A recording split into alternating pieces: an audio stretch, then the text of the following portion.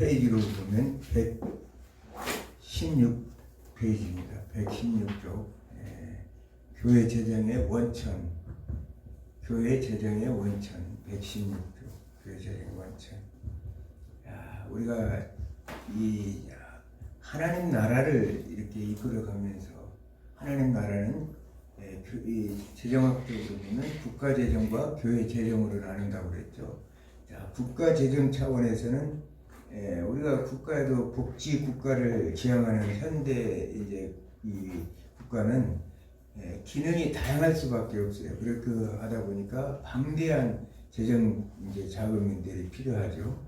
그러므로 인해서 그 재정 자금을 만들 수 있는 방법은 조세밖에 없다는 거예요. 세금으로 의해서 재정 자원을 조달할 수밖에 없어요. 그래서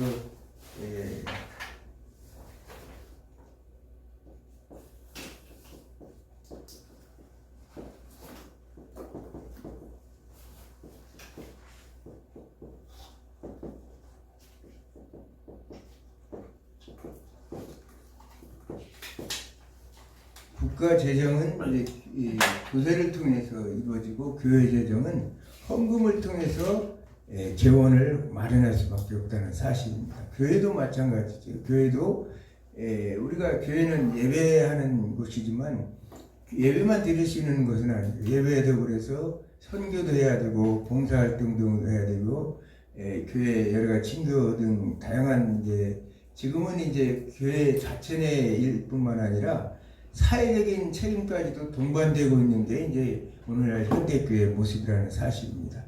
그러므로 인해서 오늘은 국가 재정이 위해서 조세를 위해서는 우리가 헌금의 종류에 대해서 이렇게 얘기할 텐데 국가가 재정을 추원하기 위해서는 세금도 우리가 소득세와 법인세 같은 이런 이제 소득에 과세하는 세금이 있고 또 소비에 과세하는 이 소비세, 특별소비세, 요즘에는 이제 옛날엔 특별소비세라고 그랬는데 지금은 세원이 개별소비세라고 이렇게 나오대요, 세법에. 상속세라든지 증여세라든지 또는 이제 그 부가가치세, 이 물건을 이제 소비할 때 들어가는 부가가치 이런 그 각 항목마다 직접세와 간접세로 나눠져서 이 세원이 이제 이루어지고 있어요. 그러면 교회는 어떻겠냐? 교회도 다양한 헌금에 의해서 이루어진다는 교회도 교회 이 재정의 원천은 뭐냐? 바로 헌금이라는 거예요. 원천 자체가 헌금이라는 사실을 성경은 우리에게 가르쳐주고 있습니다. 그래서 이제 교회 재정의 원천은 뭐냐? 첫째는 11조.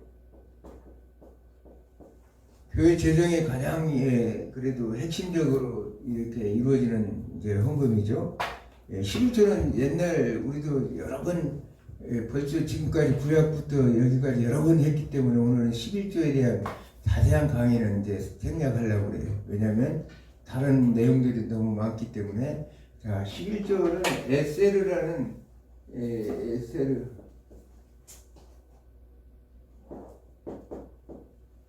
에세르라는 단어가 이게 10이라는 거거든요. 이게 10이라는 단어인데 여기다 이 맴이라는 히브리 하나를 붙이면 마하세르가 돼서 이게 이제 이 11조라는 이제 용어로 성경에 기록하고 있죠. 그러면 아까도 얘기했지만 이 11조가 그 재정일치 사회에서는 제사 용도로 이렇게 사용했지만 현대까지 오는 과정 속에서 보면 11조가 이스라엘 백성들에게만 있었던 건 아니라는 거예요. 왜냐하면 국가 재정으로 보면은 공적인 일을 할 때는 세금 형식이 마하세르가 세금과 헌금으로 이게 분류가 되어 있다는 사실을 우리가 알 수 있어요. 그래서 11조가 우리 지금 현대 우리 교회만 있었던 게 아니라 이스라엘에만 독특한 방법이 아니라 고대수부터 이루어졌다는 사실을 지난 시간에 말씀을 드렸습니다.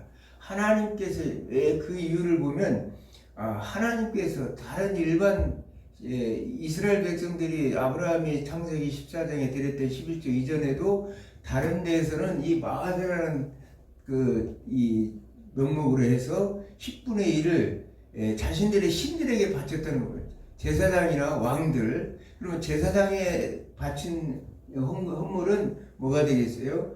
그것은 이제 헌금이 되겠고, 또 왕들에게 바쳐진 그 헌물은 뭐가 되겠습니까? 그런 세금이라는 형식으로 이제 나눠졌다는 사실이에요.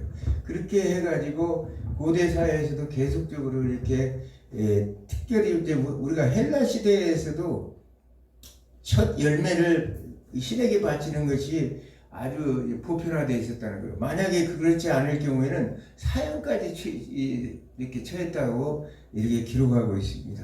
그러므로 고대 로마 사회에서는 초창기에도 11조를 아주 이렇게 제일 많이 받는 신이 누구냐? 헤라클레스라는 신은 11조를 제일 많이 받는 신으로 유명하다고 이렇게 나오고 있습니다.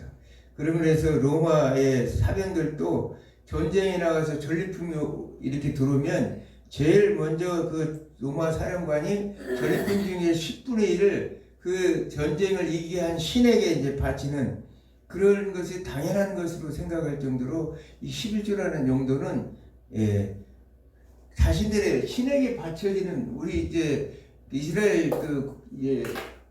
종교로 본다면 하나님 앞에 드리는 거고 또 일반적인 나라들에서는 자신들이 섬기는 신에게 드렸다는. 그러니까 이 11조의 기원을 보면 이건 이들이 어떻게 이것을 알 수 있었을까? 오늘날 본다면 하나님께서 이 11조는 하나님께서 제정하셨기 때문에 모든 인간들은 로마서 1장에서 말씀처럼 신의식을 다 가지고 있어요. 신의식을 가지고 있기 때문에 자신들이 이 신이 어떤 신인지는 잘 모르지만 우리는 여호와 하나님을 섬기지만 그들에게는 그 자신들이 섬기는 신에게 그 11조를 바쳤다는 사실을 우리가 알 수 있습니다. 그러면서 이게 국가가 사회가 발전하다 보니까 이제 국가적인 재정이 필요할 때 이제 결국은 공공 목적을 통해서 이제 세금이라는 형식으로 바뀌었다는 사실을 우리가 알 수가 있습니다. 자, 이제 11조는 그동안 너무나 많이 했기 때문에 이제 교회 재정에 대해 이제 자세히 설명을 오늘은 하지 않고요. 그 다음에 이제 주일헌금이 있어요. 주일헌금.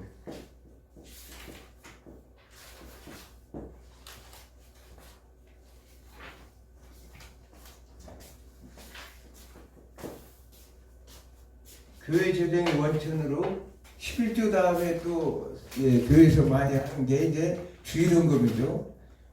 우리가 주일헌금은 고린도전서 16장 1절과 2절을 한번 읽어보겠습니다. 고린도전서 16장 1절과 2절.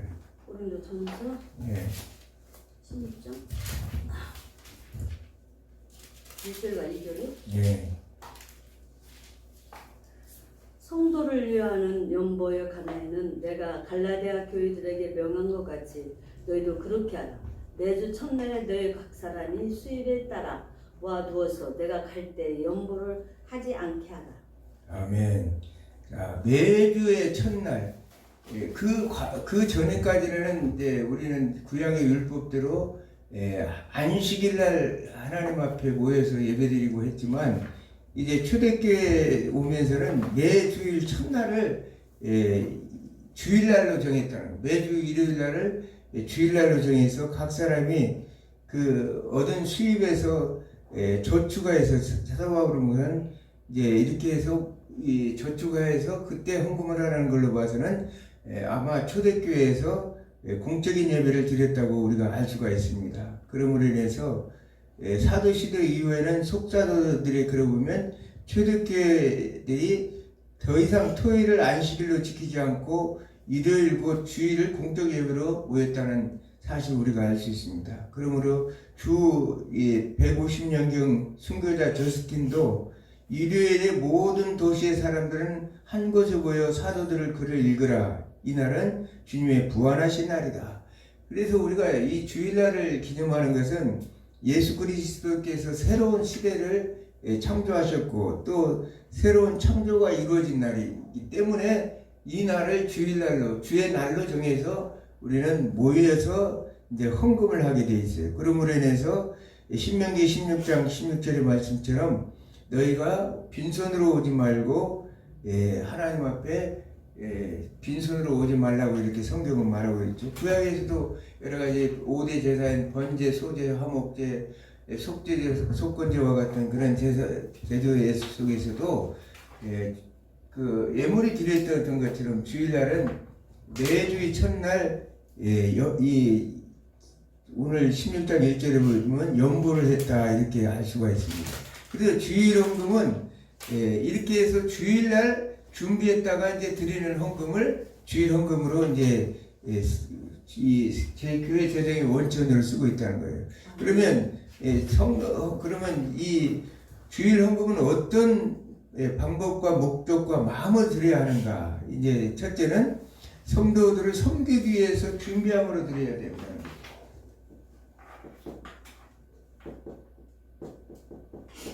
성도들을 섬기면서 준비하기 위해서 드려야 된다고 이렇게 말하고 있습니다. 여기서 보면 성도를 위하는 이렇게 16장 1절에 나오죠. 성도를 위한다는 얘기는 뭐예요? 이 헌금의 목적을 얘기하는 거예요. 그 목적이 바로 전도와 구제를 위한 것이었다는 사실이에요. 이 헌금의 목적이 구제는 일반적인 자선행위가 아니고 교회 안에 있는 가난한 성도를 위한 구제를 성경에서는 가르치고 있습니다. 우리가 이제 일반적인 사람들에게는 기부금이라고 하죠.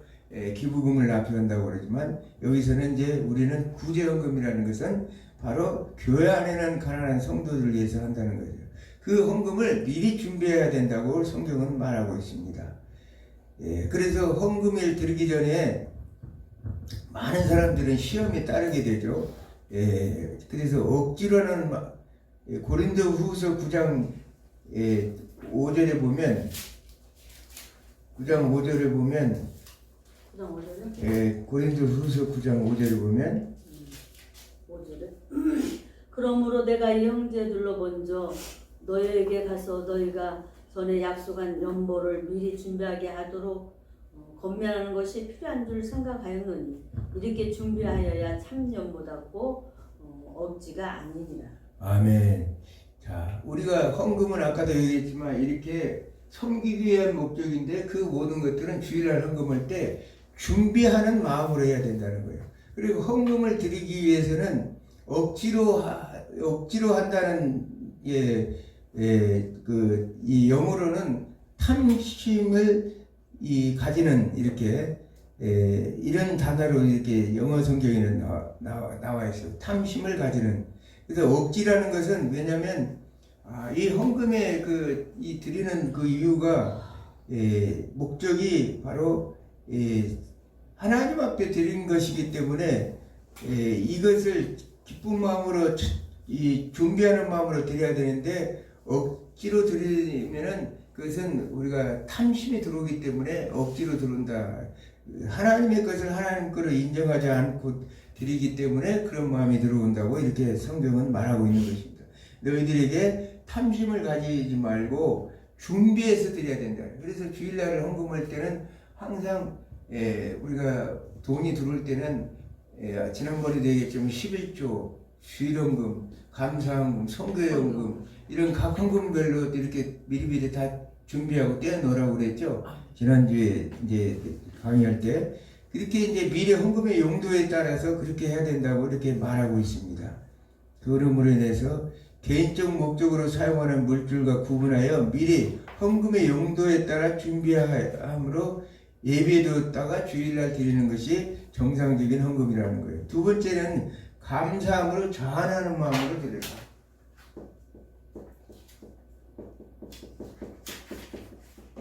주일헌금을 감사함으로 자원하는 마음으로 드려야 된다는 거예요. 여기서 이제 감사하는 마음이라는 것은 헌금은 하나님께서 주신 교회에 주신 하나님의 은혜라는 거예요. 은혜에 대해서 감사함으로 드리는 거예요. 그래서 고린도후서 8장 1절에 보면 하나님께서 마게도냐 교회에 대해 주신 은혜라 이렇게 말해요. 은혜라는 것은 헬라어 카리스라는 뜻인 단어인데 하나님께서 복을 주셨고 그 카리스라는 것은 은혜를 통해서 모든 우리가 헌금을 드리는 것은 하나님 앞에 은혜를 받은 것에 대한 감사함으로 드린다는 거예요. 헌금은 하나님 은혜에 대한 감사의 표시라는 가지고 이렇게 하나님 앞에 자원하는 마음으로 드려라. 그리고 풍성한 헌금은 기쁨에서 나온다고 고린도후서 8장 2절에서 말씀하고 있습니다. 성령의 열매는 사랑과 기쁨이다. 풍성한 헌금은 반드시 평안과 부여 속에서만 하는 것이 아니라 가난 속에 있을지라도 성령의 충만함과 기쁨을 가지고 풍성한 헌금을 할 수 있다고 고린도후서 8장 7절은 그렇게 말씀하고 있습니다. 그러므로 드려지는 헌금은 억지로 하는 것이 아니라 자원하는 마음으로 힘에 지나도록 하라고 이렇게 자원하는 마음으로 드려야 된다. 억지로 아까 그 어떤 아까운 마음으로 든다든지 아깝다는 그 단어가 영어로 보면 탐심이라고 그러죠. 탐심으로 이렇게 드리는.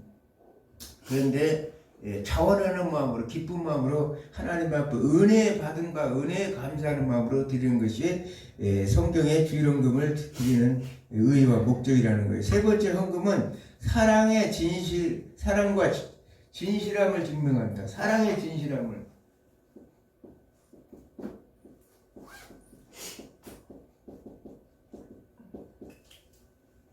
우리가 헌금을 드리는 것은 말로만 우리가 사랑한다고 이렇게 하는 것이 아니라 행위로 우리의 표현하는 그런 진실을 보여줘야 된다는 거예요. 그렇기 때문에 우리가 입으로만 사랑합니다, 하나님 사랑합니다 하는 게 아니라 진실로 우리가 헌금을 통해서, 헌금은 뭐예요? 하나님께서 주신 축복을 나누는 것이라고 그랬죠. 하나님께서 주신 축복을 나누는 것이 바로 헌금이라고. 그렇게 되는데 하나님께서 우리를 사랑하셔서 성육신하시어서 십자가의 희생의 사랑의 근거함으로 인해서 우리는 그 하나님의 사랑을 한다는 진실을 증명하는 일로 그런 마음으로 해야 된다는 거예요. 선한 행위는 진실한 믿음의 증거가 되는 것이죠. 입으로만 순종을 말해도 마음으로 순종하지 않는 자는 참으로 우와 선을 행할 수가 없다고 이렇게 말씀하고 있습니다. 그러므로 참된 헌금은 참된 믿음의 표현이라고 이렇게 말씀하고 있습니다. 네 번째 헌금은 즐거운 마음으로 드려야 된다고 이렇게 말해요. 즐거운 마음으로.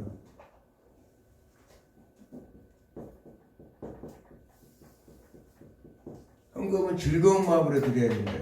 고린도서 후서 9장 6절에 보면 적게 심는 자도 적게 거두고 많이 심는 자도 많이 거두는 자는 자연 이자와 같이 헌금도 그러하다 이렇게 말하고 있는데, 이것이 곧 적게 심은 자는 적게 거두고 많이 심는 자는 많이 거둔다는 말이로다 이렇게 나오죠. 헌금을 심는 것에 비유했다는 사실이에요. 헌금은 하나님의 헌금을 많이 낼 수 있도록 하나님께서 축복하신다는 사실을 성경은 우리에게 말씀하고 있습니다. 8절에 보면, 고린도후서 9장 8절에 보면 하나님의 능히 모든 은혜를 너에게 넘치게 하시나니 이는 너희로 모든 일에 항상 모든 것이 넉넉하여 모든 착한 일을 넘치게 하려 하심이라. 우리가 헌금을 이렇게 헌금을 심는 것에 비유하는 것은 하나님께서 심는 대로 거둔다고 이렇게 말씀하고 있는 거예요. 그래서 헌금 드리는 마음이 즐거운 마음으로 드려야 이렇게 되는 것이지, 왜 이 인색한 마음으로 드리는 것은 내가 주인이라는 생각을 가지기 때문에 그런다.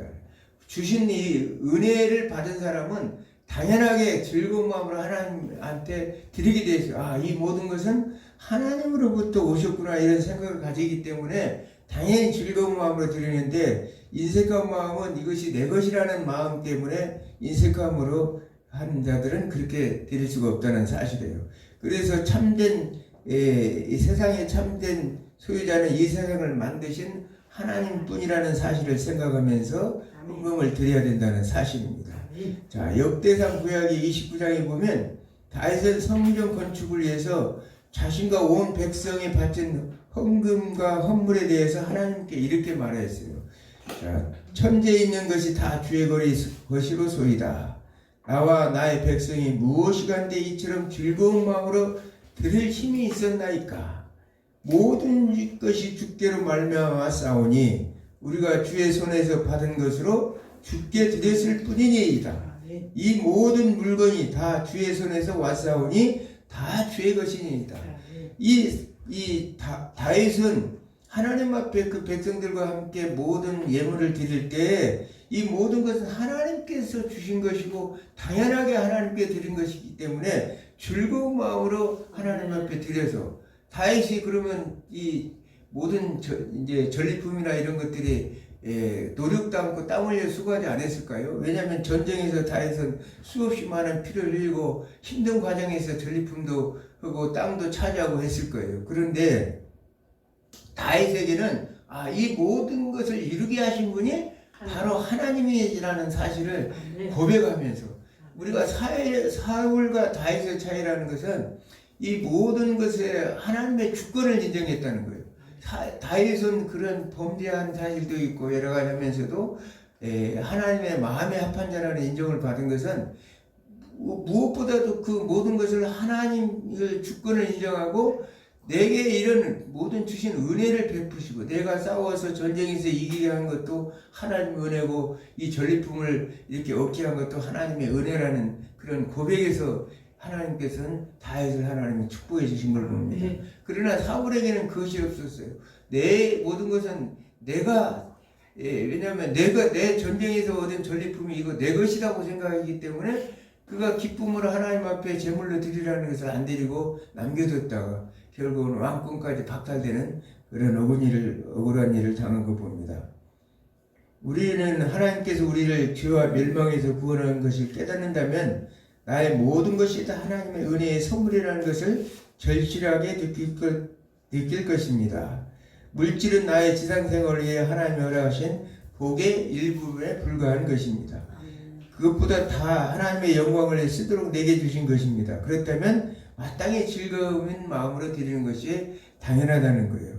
우리가 지난 시간에도 얘기했지만 예수 그리스도의 스파료라고 그랬죠. 예수 그리스도의 죽음으로 인해서 아고라죠. 피로 우리를 사서 그래서 우리는 어떤 존재냐 예수의 것이라 예수의 소유된 백성이기 때문에 모든 우리의 것은 하나님으로부터 왔다는 그런 마음으로 있어야 헌금을 마음껏 자신 있게 드릴 수 있다는 사실입니다.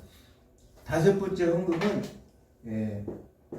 규칙적으로 드려야 된다는 거예요. 규칙적으로. 주일날 헌금은 주일마다 규칙적으로 드리죠. 하나님께 예배를 드리는 백성에게 출애굽기 23장 15절에 보면 빈손으로 내 보이지 말지니라 이렇게 하나님께서 말씀하십니다.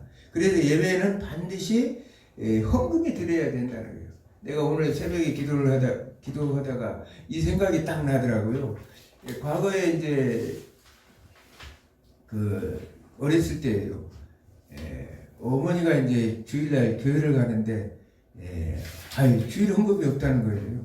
주일 헌금이 없어서 내가 이제 옛날 우리 시골에서 뭐 동동구름이라고 안 하실 거예요. 동동구름 그걸 쓰고 남은 버린 것을 씻어서 거기다가 명절 때 세뱃돈 받고 뭐 이런 것들을 넣어가지고 감나무 밑에서 파묻어 놨어요. 내가 파묻어 놔두고 있었는데 주일날 어머니가 교회 가는데 헌금이 없다는 거예요. 그래서 얼른 가서 감나무 밑에 그걸 파가지고 와가지고 어머니한테 주일날 헌금을 하고 드린 생각이 새벽에 기도하다 보니까 헌금을 위해서 기도하다 보니 그 생각이 나더라고요. 그래서 이제 어머니가 그 주일 헌금을 드렸는데 인형 오늘날 주일날 주일 헌금은 그냥 빈손으로 가는 것이 아니라 하나님 앞에 예의를 표하기 위해서 우리가 하나님이 주신 은혜에 감사한 마음으로 드리는 거예요. 그래서 그 습관이 돼서 그런지 오늘날까지 내 일생에 헌금 드리는 것을 늘 기쁨으로 즐거움으로 알고 살았던 것 같아요. 아멘. 어려서부터 참 하나님 훈련을 잘 시켰다 그런 생각이 들더라고요. 세 번째로는 11조 주일헌금에 드리는 감사헌금 있죠? 감사헌금. 감사헌금은 그래서 목사님이 되신 거예요. 그래요.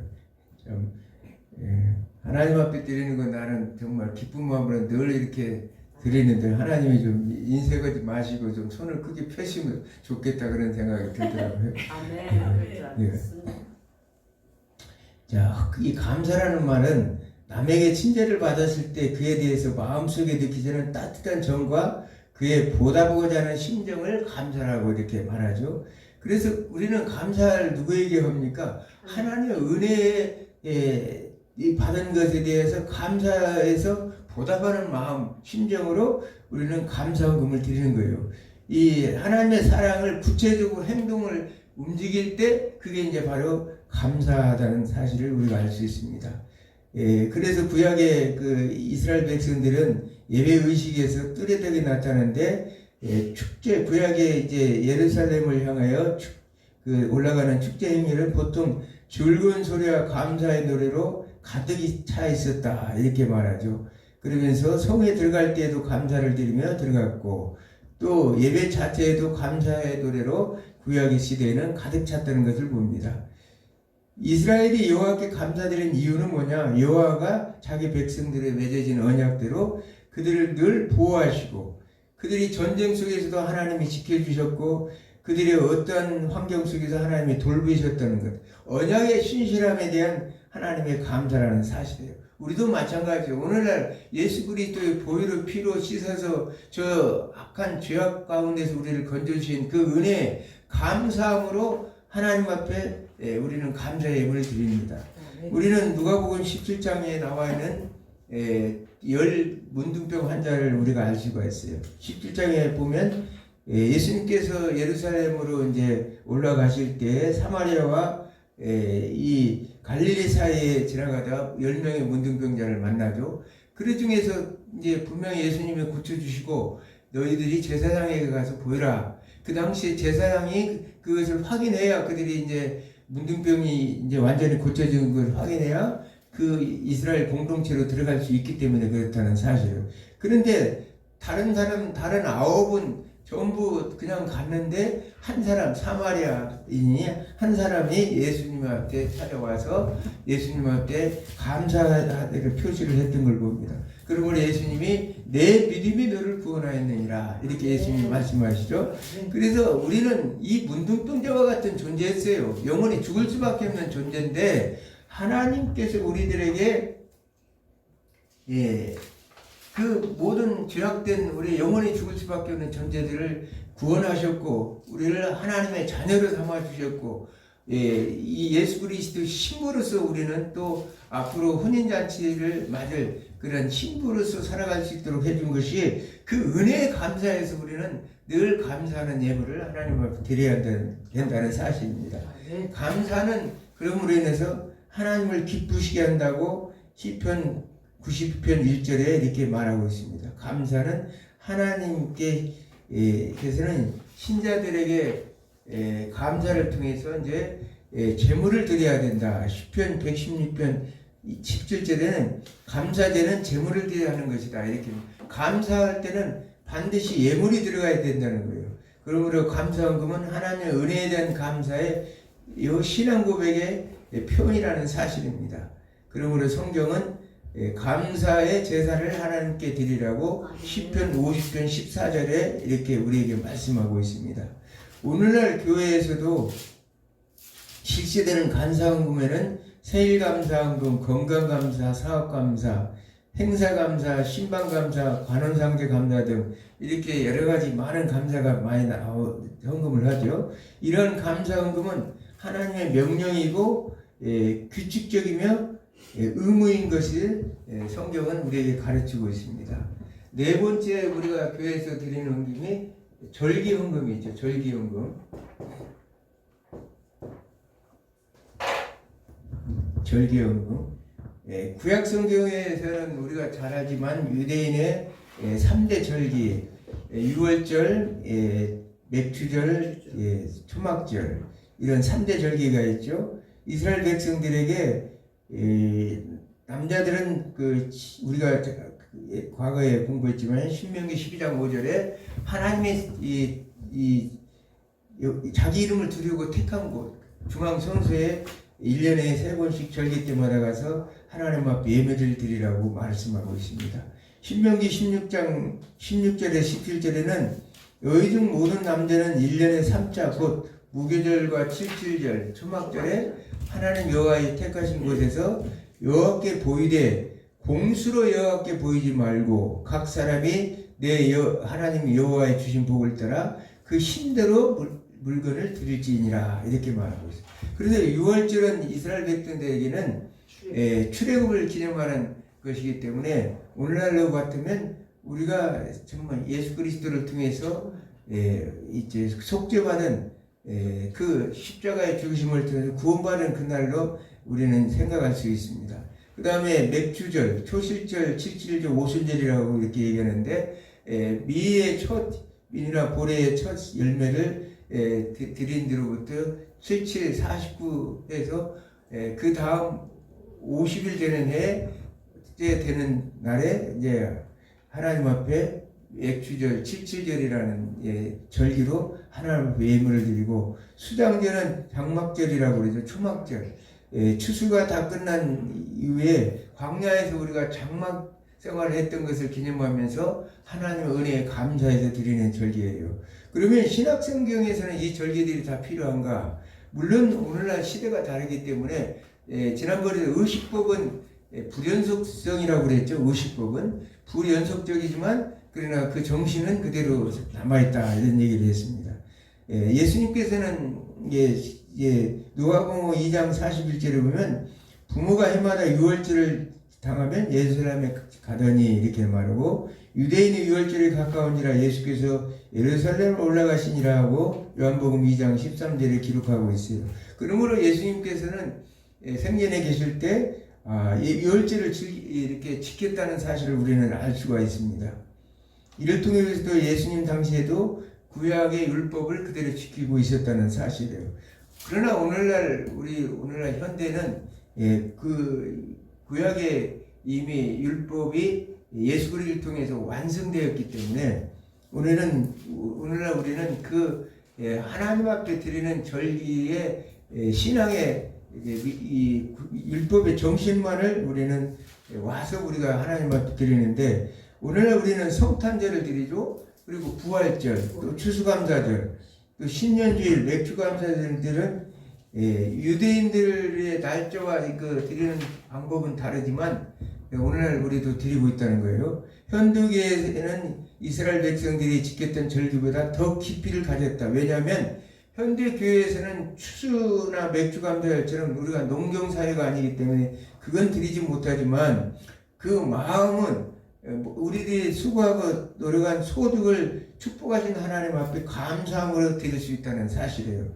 그러므로 성경에서는 우리가 성탄절은 예수 그리스도의 탄생을 기념하는 위해서 하나님 앞에 감사함으로 드리는 예물이고 부활절은 예수 그리스도께서 사망 권세를 깨치고 부활해서 우리의 첫 부활의 열매가 되셨기 때문에 사실은 우리 기독교 신자들에게 부활절보다 큰 것은 없어요. 왜? 우리가 부활절이 있어야 우리는 앞으로 있을 산 소망이 있는 것이고 또 우리의 미래를 또 바라볼 수 있는 것이기 때문에 부활절을 더 감사함으로 드려야 된다는 것입니다. 그러므로 그때 절기 때마다 하나님의 백성이 모여서 하나님 앞에 함께 기뻐하며 떡을 떼며 사랑을 나누는 것이 이 모든 것이 하나님이 기뻐하시는 날이라는 사실을 우리가 알 수 있습니다. 현대교의 절기는 구약의 율법대로 그 날짜와 식양대로 지키기는 않지만 율법의 정신은 그대로 이어지고 있다는 사실이에요. 율법 정신은 율법으로부터 자유와 사랑으로부터 출발했습니다. 그리스도인은 자유를 위해 부르심을 받았다는 거지. 그것이 복음 안에서 주신 하나님의 은혜입니다. 그 이유가 뭐냐? 그리스도의 십자가의 주심으로 우리를 의롭다 하심으로 우리를 율법의 저주와 형벌에서 자유케 하신 것을 말하고 있습니다. 그래서 갈라디아서 5장 13절에는 그러나 그 자유로 육체의 계를 삼지 말고 오직 서로 사랑으로 서로 종로를 하라. 하나님께서 우리에게 이 자유를 주신 것은 육체의 소욕을 위해서 준 것이 아니라 예수님께서 서로 사랑하라고. 예수님 자신이 우리가 빌립보서 2장 7절에 보시면 예수님 자신이 우리를 위해서 십자가에 우리를 섬기기 위해서 종으로 오셨다고 이렇게 얘기해요. 예수님께서 우리에게 자유를 주신 것은 피차간에 서로를 섬겨야 하는 그런 모습으로 우리를 자유를 주셨다고 이렇게 성경은 말씀하고 있는 것입니다. 그러므로 그 이유는 뭐냐? 사랑은 율법의 완성이기 때문에 말씀하고 있습니다. 하나님 율법은 마음을 다하여 하나님을 사랑하고 그 이웃을 내 몸같이 사랑하라고 하신 것입니다. 예수님의 새 계명도 요한복음 13장 34절에 마지막 성만찬 때, 마지막 만찬 때 내가 너희를 사랑한 것처럼 너희도 서로 사랑하라. 이 말은 피차간에 서로 섬기고 그리스도 안에서 서로 사랑하라고 이렇게 말씀하는 것입니다. 바울은 그리스도의 믿음이 사랑으로 역사하는 믿음이라고 갈라디아서 5장 6절에 이렇게 말씀하고 있습니다. 예수님은 비유에서도 말씀하시죠. 선한 사마리아의 예를 들어서 그 진정한 사랑을 누가복음 10장에서 그 이웃을 섬겼다고 이렇게 말하고 있습니다. 예수님께서 또 자신이 세상에 오신 목적은 섬김을 받으려 하며 아니라 저희도 섬기려 하여 많은 사람의 대성물로 주려고 함이라고 마태복음 20장 28절에 이렇게 예수님 자신이 말씀하셨어요. 예수님 자신이 이 땅에 오신 것은 그 하나님의 사랑을 드러내기 위해서 우리가 절기 헌금을 드렸던 것은 하나님이 주신 그 사랑에 우리의 반응하는 모습으로서 절기 헌금을 드렸다는 사실이에요. 그러면 오늘날 이 성탄절이나 부활절이나 추수감사절, 맥주감사절은 하나님의 은혜에 반응하는 마음으로 사랑하는 마음으로 하나님 앞에 드렸다는 거예요. 오늘날 드려지는 절기는 형식과 절차가 중요한 것이 아니라 하나님이 베풀으신 은혜에 감사함으로 하나님을 사랑하고 성도들이 서로 사랑하는 가운데 이웃의 그 사랑을 나누고 실천하는 데 중요한 의의가 있다고 이렇게 말할 수가 있습니다. 다섯 번째로는 목적헌금이 있어요. 목적헌금.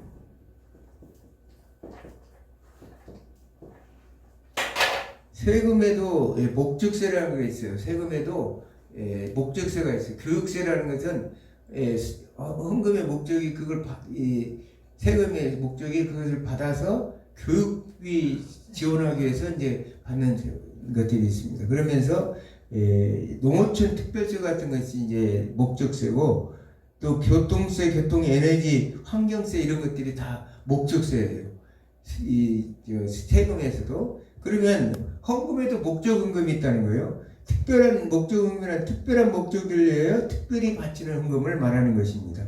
그러므로 목적헌금은 정기적인 헌금이 아니라 여기에 나와 있는 모든 헌금들은 대부분 정기적인 헌금이죠. 특정 분야의 사건을 위한 특별한 헌금이다. 자, 첫째는 목적헌금에 대한 선교헌금이 있어요. 선교헌금. 우리가 참 헌금도 이렇게 나눠보니까 그냥 드렸지만 여러가 의미가 깊죠? 헌금이라는 거. 선교란 예수 그리스도를 따르지 않은 사람들에게 전도하기 위하여 복음을 들고 문화의 경계를 넘는 것이다. 또한 사람들을 권하여 예수를 주와 구주로 영접하게 하여 그의 교회의 책임적 표현이 되게 하여 성령이 인도하시는 대로 전도와 사회 정의를 위하여 일을 하며 하나님의 뜻이 하늘에 이룬 것 같이 땅에서 이루게 하는 것이다. 그래서 이 선교라는 것은 예수 그리스도를 영접하여 그들이 하나님께서 주신 하늘에서 이룬 것 같이 땅에서 이루어지는 그런 목적을 위해서 우리는 선교를 한다는 사실입니다. 이런 선교를 아주 실천한 초대교회 보면 안디옥교회라는 게 있어요. 자, 사도행전 11장 27절에 30절 한번 읽겠어요. 사도행전 11장. 목사님 찾았습니다. 사도행전 11장 27절에 27절에 30절. 안 읽으면 졸리니까. 27절이요? 예. 그때 선지자들이 예루살렘에서 안디옥에 이르니 그 중에 아가보라 하는 한 사람이 일어나 성령으로 말하되 천하에 큰 흉년이 들리라 하더니 글라우디오 때에 그렇게 되니라. 제자들이 각각 그 힘대로 유대에 사는 형제들에게 부조를 보내기로 작정하고 이를 실행하여 바나바와 사울의 손으로 장로들에게 보내니라. 아멘. 유대에 사는 형제들에게 부조를 보내기로 작정했다 이렇게 말하죠. 이게 이제 선교죠. 그 당시에 아가보라는 선지자 예언대로 글라우디오 때 천하가 흉년이 들었대요. 흉년이 들어서 안디옥 교인들은 각각 그 힘대로 유대에 사는 형제들이 물질적 도움을 주기로 결심을 했어요. 부조라는 헬라어는 단어 디아코니아라고 이 봉사, 도움, 원조라는 뜻입니다. 그런들은 다른 사람을 섬길 수 있는 기회를 선행할 수 있는 기회를 이제 생기니까 그들은 말씀대로 실천했다는 사실을 우리가 알 수 있겠습니다.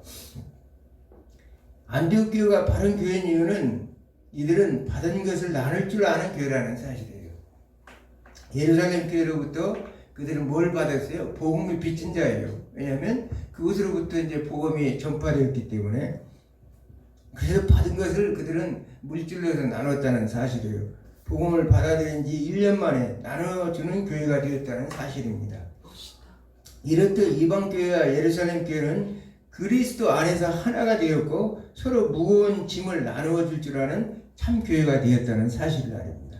오늘날로 말하면 오늘날 교회가 그래야 돼요. 보편교회가 돼야 되거든요. 유니버셜 처치라고 그러겠죠. 너희와 나와의 관계 속에서 너는 아무 상관없다 이런 것이 아닙니다. 오늘날 한국교회에서 유교회를 하나의 선의 경쟁자가 아닌 관계로 대하는 모습은 참으로 안타까운 모습이다. 교회, 유교회는 하나의 복음을 위한 선의 경쟁자로 봐야 하는데 네 교회는 네 교회고 내 교회는 내 교회다만 생각을 한다는 사실이에요. 그러므로 서로 간의 나눔과 성김으로 하나 되는 교회를 바라는 모습이 그립다는 사실입니다. 그 과거에는 유교회 모여도 자기 교회 그냥 마냥 즐거워했어요. 언젠가도 얘기했지만 재정학 처음 할 때 유교회에서 부흥회만 해도 전부 따라가서 밤새 어린아이들까지 같이 축제를 하고 예배를 드렸던 그런 기억들이 있잖아요. 그러나 오늘날 자기 교회 부흥회도 잘 안 나오는데 유교회는 관심이 없고 유교회 목사님들은 자기들하고 아무 관계없다고 아주 뭐 큰 교회, 특별히 큰 교회 다니는 분들은 작은 교회 목사님들은 아주 우습게 여기는 그런 경향도 있어요. 하나님의 종들, 예수님이 그렇게 평가를 하지 않는데 본인들이 그렇다는 거예요. 그러나 여기서 안디옥 교회 같은 경우는 그렇지 않았다고 성경은 이렇게 말하고 있습니다. 두 번째가 이제 구제헌금이에요. 구제헌금.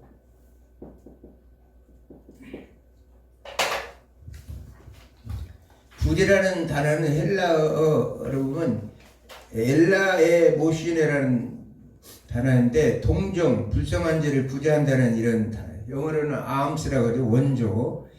엘라에 모시네라는 헬라어는 가난한 자를 구제하기 위하여 돈이나 선물을 주는 자선을 의미한다고 이렇게 사전에는 나와 있습니다.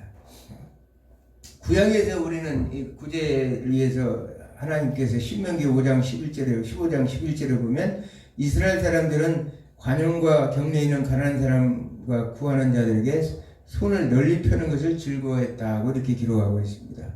그래서 이제 우리가 잘 알죠. 이미 공부했지만 구약의 재정원칙에 이삭주기 제도가 있었죠. 신명기 레위기 19장 9절과 10절 또 23장 22절 신명기 24장이 나와 있는 포도원에 이렇게 농사를 지을 때 포도의 내 모퉁이에 다 벼나 이렇게 다 베지 말고 볼이나 밀을 다 베지 말고 모퉁이를 남겨두라 이런 함으로 인해서 그건 뭐냐 바로 가난한 자들에게 대해서 구제하기 위해서 그렇게 했다는 사실이에요. 그러면서 신명기 14장에 나와 29절에 나오는 매 3년차 11조 매 3년차 11조는 객과 고와 과부와 레인을 위한 11조라고 그랬죠. 오늘 작은 교회 11조 하는 것도 바로 매 3년째 11조와 똑같은 형식이다. 제가 지난 시간에 말씀드렸어요.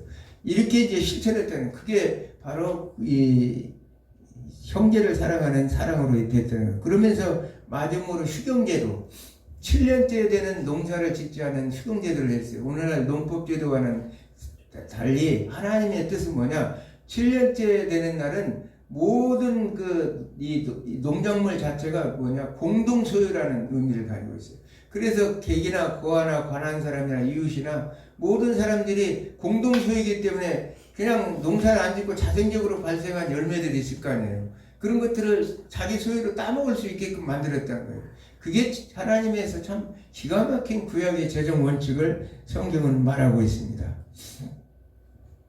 예, 신약시대에 와서 예수님은 우리에게 넘치도록 주라고 누가복음 6장 38절에 말씀하고 있습니다. 예수님은 선물의 가치를 칭찬하셔야 하고 구제하도록 만든 사랑의 가치를 자기 부정을 칭찬하셨다. 마가복음 12장에 보면 과부의 두레돈은 그 크게 본 게 아니라 정말 자기 부정, 여기서 구차한 중에 냈다는 얘기는 그 무슨 말이냐면 땀 흘려 수고한 노력한 것들을 하나님 앞에 드렸다는 것을 이렇게 말씀하고 있다는 사실이에요. 초대교회는 가난한 자를 돌보는 일이 중요시 여겨졌습니다. 신자들은 가난한 자들을 자발적으로 도와주었어요. 사도행전 4장 32절에서 35절을 보면 사도행전 4장 32절 30절을 보면 무슨 얘기하는 34절에 보면 가난한 자가 없다 이렇게 나와요. 아니 사도행전 교회 가난한 자 왜 그러냐면 그들이 그 각 있는 부자들이 돈을 교회에다 헌금을 해서 내놓고 그 내놓은 것을 다 각자의 필요에 따라 나눠줬다는 거예요. 그러다 보니까 가난한 자가 없다고 34절에 나와요. 그러니까 세상에 이런 교회가 어디 있겠어요. 만약 오늘날 이런 우리가 아까도 얘기했지만 그 헌금을 구제하라는 것은 이웃에 주는 것도 당연하게 구제라고 할 수 있겠지만 자기 교회에 있는 성도들 그게 중요했다고 이제 성경은 말하고 있죠. 먼저 초대교회는 그랬다는 거예요. 그러므로 해서 일곱 지사를 사도행전 6장에 세워서 구제하는 사람들을 아예 할 수 있는 직분자들을 세웠다는 것을 우리가 알 수 있습니다.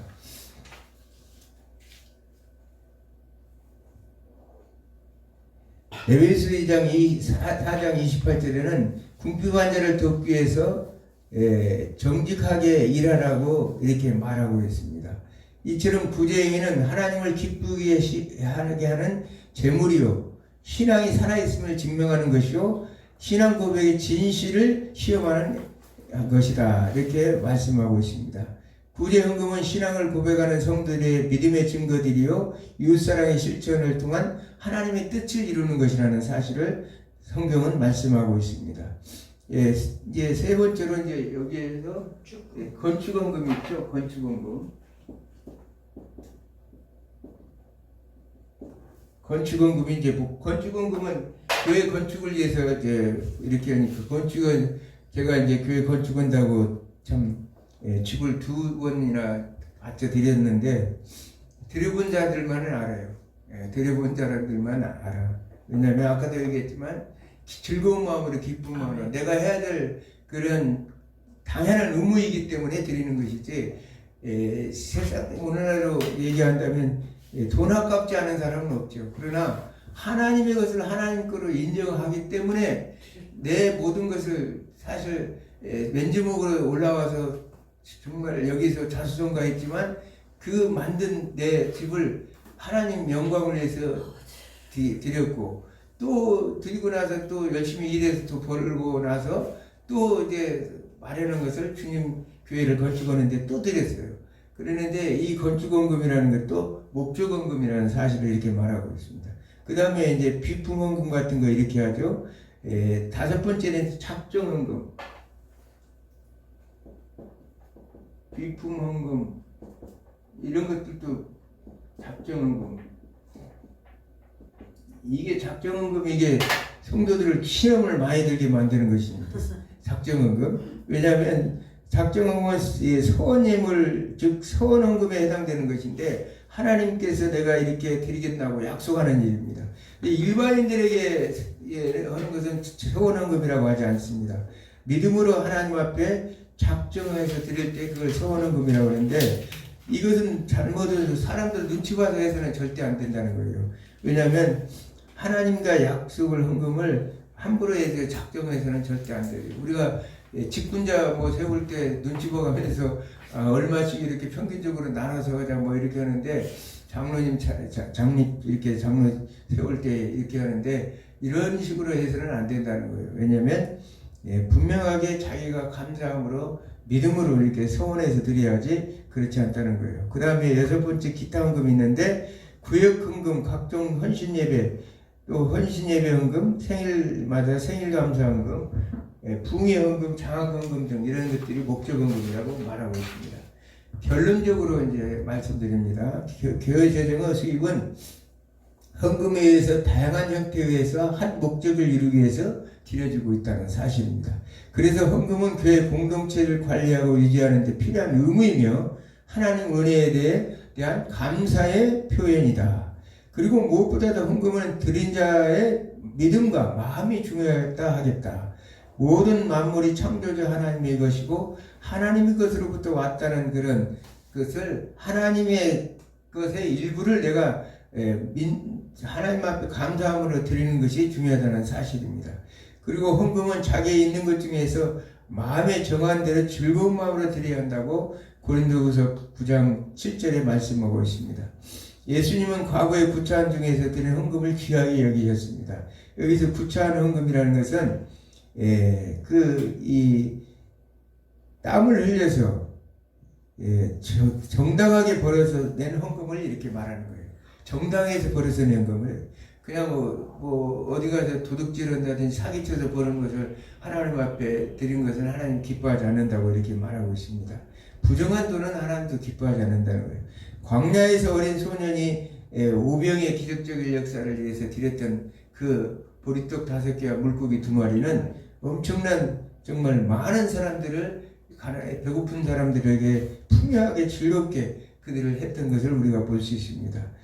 출애굽 시대에 성막 건축을 위해서 출애굽기 36장 2절에서 7절에 보면 이스라엘 백성들이 이제 와서 예물을 드리라는데 성막을 건축해 예물을 드리라고 하는데 너무 많이 드려서 부살레가 올리압이 모세에게 부탁하여 그만 가지고 오라 이렇게 얘기한 적이 있어요. 왜 그랬습니까? 이미 출애굽 당시에 출애굽기 12장에 보면 나올 때 하나님께서 그들의 마음을 감동을 줬어요. 그래가지고 그들이 은과 금과 폐물과 옷까지를 하면서 다 내줬다고 이렇게 다 하고 있어요. 그러면 그것이 이제 이스라엘 광야 40년 동안에 성막을 짓고 또 그들이 옷이 헤어지지 않았다고 그러는데 아마 그때 가져온 옷들로 입지 않았을까 그런 생각이 들더라고요. 오늘날 현대교회의 재정을 충족시키는 데 좋은 기관이 될 것이다. 왜냐하면 참 이렇게 헌금을 즐거운 마음으로 모든 것을 마음껏 드려야 교회가 재정에 충만하면 하나님 나라 일을 하는데도 마음껏 할 수가 있다는 사실입니다. 그리고 하나님을 사랑하며 복음을 위해 헌신적으로 희생으로 봉사하는 자들을 존중하고 인정하고 사랑해야 된다. 누가 헌금 많이 하면 시기 질투하고 그러면 절대 안 된다는 거예요. 그 사람이 그만큼 할 때는 그걸 인정을 해줘야 되는데 오늘날 죄인된 우리들의 마음은 시기 질투로 가득 차서 오히려 질시하고 그런 경우가 많아요. 그래서 그런 것도 많이 내가 느껴보고 제가 이제 교회에다 내 전 재산을 다 드리고 이렇게 했을 때 보면 주변에 성도들이 듣는 얘기를 하면 시기 질투를 그렇게 많이 한다고 얘기를 들었어요. 왜냐하면 본인들도 시기 질투를 할 것이 아니라 드리면 되는 거예요. 근데 그렇지 않는 경우가 많더라는 거예요. 그게 죄인된 인간이기 때문에 어쩔 수 없는 것이라고 볼 수가 있죠. 왜냐하면 그들을 통해서 하나님이 이루어지기 때문에. 왜냐하면 그들의 그런 것을 알아줘야 된다는 거예요. 알아줘야 그들을 통해서 또 하나님 일을 하기 때문에 그런다는 사실을 말씀하고 있습니다. 이제 오늘 교회 헌금, 재정의 원천에 대해서 여러분들이 그동안 헌금을 많이 내셨지만 이 헌금이 과연 무엇인가에 대해서 오늘은 확실하게 이제 내용을 다 알았으니까 내가 드리는 헌금이 이렇게 하나님이 기뻐하시는 헌금이고 하나님이 이렇게 사용하도록 이렇게 하셨구나 이런 생각을 가지시면서 다음 주에 마지막으로 교회 재정의 관리에 대해서 이렇게 말씀드려요. 물론 예산도 있고 조세 문제도 있고 근데 그거는 전문적인 거라 그냥 안 하고 다음 주에 교회 재정 관리로서 재정학을 마치려고 합니다. 한 주간도 여러분들이 승리하는 기쁨으로 감사함으로 하나님으로 헌금을 드리는 여러분 되기를 주님으로 축원합니다. 아멘.